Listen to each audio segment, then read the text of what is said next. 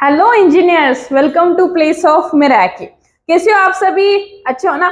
चलो आपके लिए लेके आई हूँ आज first year engineering first semester का हमारा सेकेंड सब्जेक्ट जो कि है इंजीनियरिंग फिजिक्स। सबसे पहले हम इसका एग्जाम क्राइटेरिया देखेंगे कि क्या रहेगा। इसके दो एग्जाम्स रहेंगे, इन सेम एग्जाम रहेगी और एंड सेम एग्जाम रहेगी। इन सेम एग्जाम के लिए आपको 30 मार्क्स के लिए रहेगी, एंड सेम आपकी 70 मार्क्स के लिए रहेगी। आफ्टर दैट यहाँ पे 25 मार्क्स का आपका प्रैक्टिकल एग्जाम रहेगा, तो यहाँ पे मैंने लिखा है। हमने M1 के वीडियो में देखा था कि वहां पे टर्म वर्क था जो असाइनमेंट के बेसिस पे था, वो मैंने बोला था। बट यहाँ पे आपको प्रैक्टिकल परफॉर्म करने हैं और उसके बेसिस पे आपको ये 25 मार्क्स दिए जाएंगे। चलो फिर चालू करते हैं हमारा सिलेबस। उससे पहले कुछ कुछ नेसेसरी चीजें हैं जो आपको पता रहनी चाहिए। आज तक आपने जो जो फिजिक्स पढ़ा है वो, मतलब भाई आपको सेमीकंडक्टर पता है, जो 12th का लास्ट चैप्टर है, 16 नंबर चैप्टर है फिजिक्स का, सेमीकंडक्टर डिवाइसेस, वो आपको अच्छे से पता रहना चाहिए। उसके बाद पोलराइजेशन कंसेप्ट है, रिफ्रैक्शन ऑफ लाइट है, रिफ्लेक्शन ऑफ लाइट है, डिफ्रैक्शन की भी आपने डेफिनेशन पढ़ी है। ये सब बेसिक बेसिक चीजें आपको पता रहनी चाहिए, तभी जाके हम यहाँ पे स्टार्ट कर पाएंगे। तो चलो हम देखते हैं हमारे ये 6 यूनिट टोटल इंजीनियरिंग फिजिक्स के लिए 6 यूनिट है।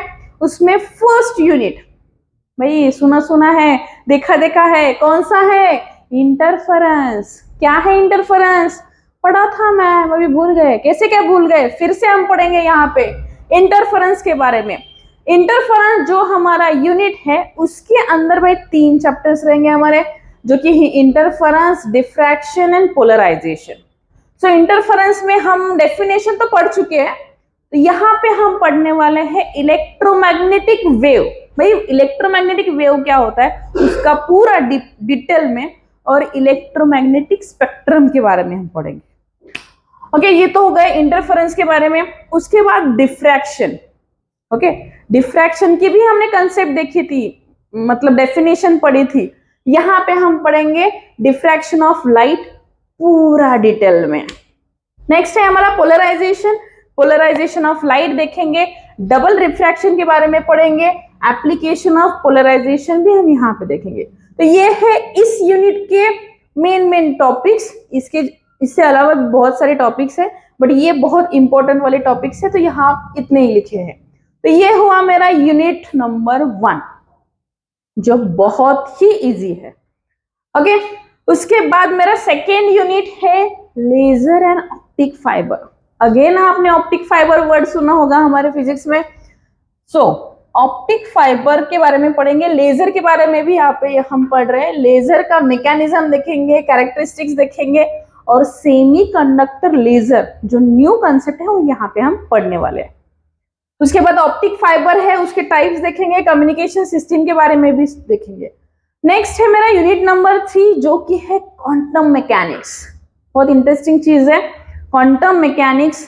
जो भी आपका मैकेनिक्स सब्जेक्ट है, कुछ याद आ रहा है? मैकेनिक्स सब्जेक्ट है, बहुत बार सुना है कि भाई इंजीनियरिंग के बच्चों को मैकेनिक्स सब्जेक्ट कैसा जाता है, ये हर एक इंजीनियर से पूछो।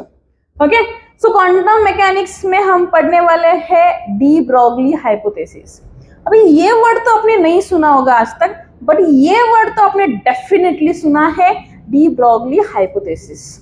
सुना है ना? चलो जब हम यूनिट करेंगे तब आपको पूरा का पूरा याद दिलाती क्या था हाइपोथेसिस वगैरह। नेक्स्ट वन है हेजनबर्ग अनसर्टिनिटी प्रिंसिपल। भाई ये भी वर्ड आपने पढ़ा है, राइट? और नेक्स्ट है क्वांटम कंप्यूटिंग। ये नई कॉन्सेप्ट है, क्वांटम कंप्यूटिंग के बारे में हम पढ़ने वाले, पूरा डिटेल में है उसके बारे में। तो ये रहा मेरा थर्ड यूनिट क्वांटम मैकेनिक्स। उसके बाद है भाई फोर्थ यूनिट जो कि है सेमीकंडक्टर फिजिक्स।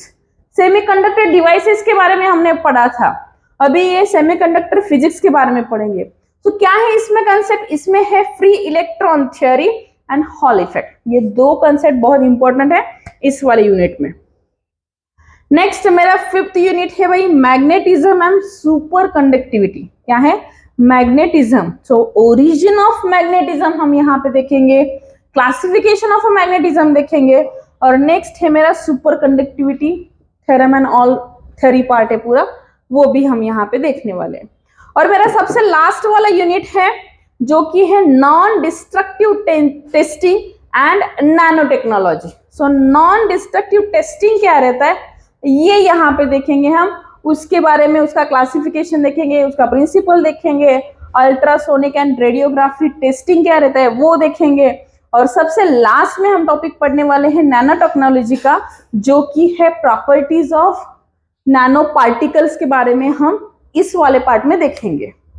तो ये रहे मेरे 6 यूनिट्स। सो अगर आपने अच्छे से देखा होगा तो आपको समझ में आएगा कि 50% आपके जो भी वर्ड्स है यहाँ पे लिखे हुए सारे के सारे आपने कहीं ना कहीं तो देखे हैं, कहीं ना कहीं तो सुने हैं। ये फिजिक्स बहुत इंटरेस्टिंग चीज है। पहले भी मैंने आपको बोला था कि भाई इंजीनियरिंग का जो भी फर्स्ट ईयर है, खास करके फर्स्ट ईयर, ये पूरा फिजिक्स ओरिएंटेड है। इसमें 70% फिजिक्स ही है। देखो ये तो फिजिक्स का ही चैप्टर क्या है, सब्जेक्ट है, तो ये तो पूरा फिजिक्स है।